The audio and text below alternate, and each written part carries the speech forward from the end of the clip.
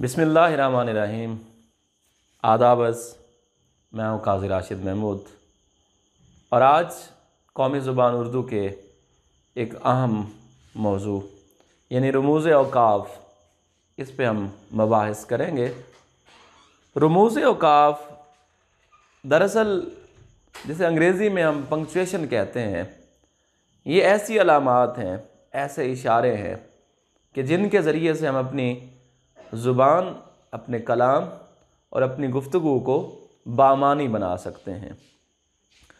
इसकी तफसील में जाने से कबल बेहतर है इससे जुड़ा एक लतीफ़ा सुनाऊंगा। कहते हैं कि किसी शख्स के घर में चोर आ गए और वो चोरी करके जब भागने लगे तो उस शख्स की आँख खुल गई। उसने अपने नौकर को, अपने मुलाजिम को मुखातिब करके कहा कि रोको, मत जाने दो। अज़ीज़ान गिरामी, देखिए अब इसके दो मतलब निकलते हैं। रोको, मत जाने दो। अगर रोको के बाद सख्ता लगा दिया जाए तो इसका मफ़हूम ये बनेगा कि उसको रोक लो, जाने ना दो।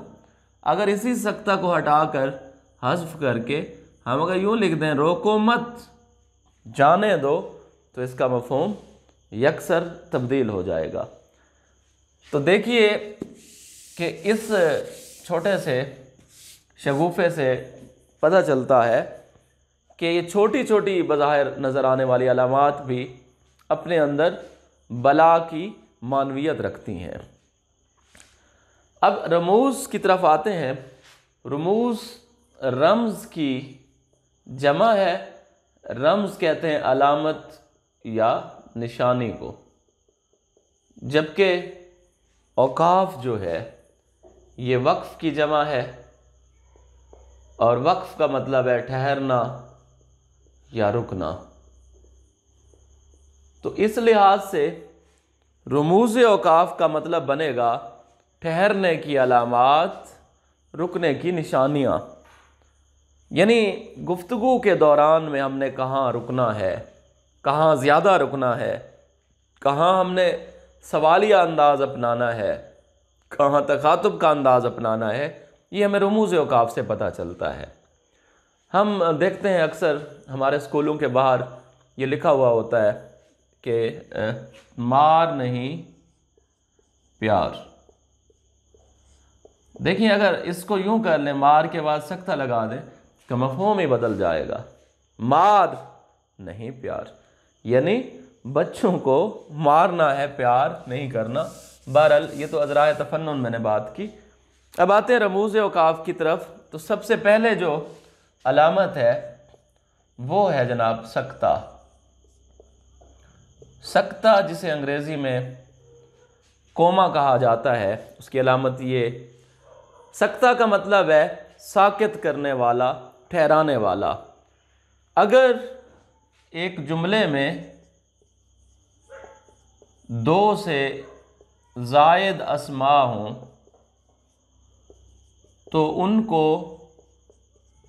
अलहदा करने के लिए ये अलामत लगती है। अस्मा, नाम वगैरह, जैसे मैंने आम, आड़ू, तरबूज और खरबूजा ख़रीदे। तो देखें बहुत सारे अस्मा हैं, इनको अलहदा करने के लिए हम ये अलामत सख्ता की लगाएंगे। इसके बाद है सख्ता खफीफ। सख्ता खफीफ जिसे अंग्रेज़ी में सेमी कोलन कहा जाता है। खफीफ उर्दू में हल्के के मानों में इस्तेमाल होता है, आहिस्ता से, थोड़ा सा। तो सख्ता खफीफ का मतलब हुआ थोड़ा सा रुकना। अगर जुमले में थोड़े या छोटे या मुख्तसर अल्फाज मौजूद हों तो उनको अलहदा करने के लिए ये अलामत लगती है। देखिए कि जैसे ये तो यहाँ पे अस्मा है, इधर अल्फाज या मुरक्कबात है। मसलन टीपू सुल्तान आगे बढ़ा, एक जुमला है। आगे देखिए जारी है बात, तलवार निकाली, दो अल्फाज पर मबनी जुमला है। दुश्मन को देखा, मुख्तसर जुमला है। ललकारा, एक ही लफ्ज़ है। तो इनको अलहदा करने के लिए हम सक्ता खफीफ लगाएंगे। सक्ता खफीफ के बाद है तखातुब, जिसे एक्सक्लेमेटरी साइन कहा जाता है। तखातुब यानी किसी को खुताब करना, तो किसी को बुलाने के लिए जो हर्फ या कलमा इस्तेमाल हो तो उसका खात्मा तखातुब की अलामत से होगा। जैसे हम कहते हैं अस्सलामु अलैकुम, तो उसके आगे ये अलामत आएगी। अरे, इसके बाद ये अलामत आएगी। मियाँ असलम साहब, आगे ये अलामत आएगी। और इसी तखातुब को हम निदाइया भी कहते हैं। इसी को अलामत तासुफ में भी इस्तेमाल करते हैं, इसी को अलामत मसरत में भी, इसी को अलामत इस्तेजाब में भी। निदाइया दूर के लिए किसी को पुकारना, जैसे ए अल्लाह, तो उसके आगे ये अलामत आएगी। तासुफ अफसोस के लिए, ओहो अफसोस। या मसरत खुशी के लिए, जैसे आहा वाह। और इस्तेजाब हैरानी के लिए, अरे वाव इतनी बड़ी मछली, तो ये अलामत लगेगी। चौथे नंबर पर है तफसीलिया। जी हाँ, तफसीलिया, जिसे साइन ऑफ एक्सप्लेनेशन कहते हैं अंग्रेज़ी में। तफसील बताने वाला, लफ्ज़ी मतलब तफसील बयान करने वाला।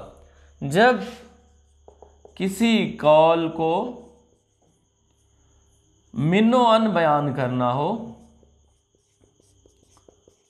या फिर कोई वजाहत देनी हो,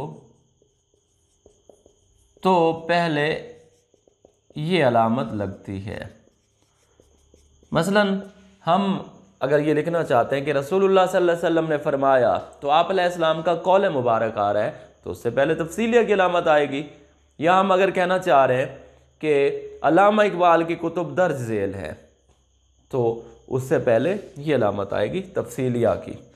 इसके बाद है वावैन। अजीज़ान ग्रामी, वावैन अरबी में दो वाव को कहते हैं। जैसे वालिद और वालदा के लिए वालदैन का लफ्ज़ इस्तेमाल होता है, ऐसे इन्वर्टेड कामाज जो अंग्रेज़ी में कहलाते हैं, उन्हें उर्दू में रमूज़ औकाफ में वावैन कहा जाता है, दो वाव को।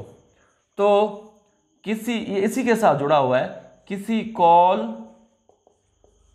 को हू बहू बयान करने से कब्ल या फिर वजाहत से कब्ल सीधे वाव और खात्मे पर उल्टे वाव लगते हैं।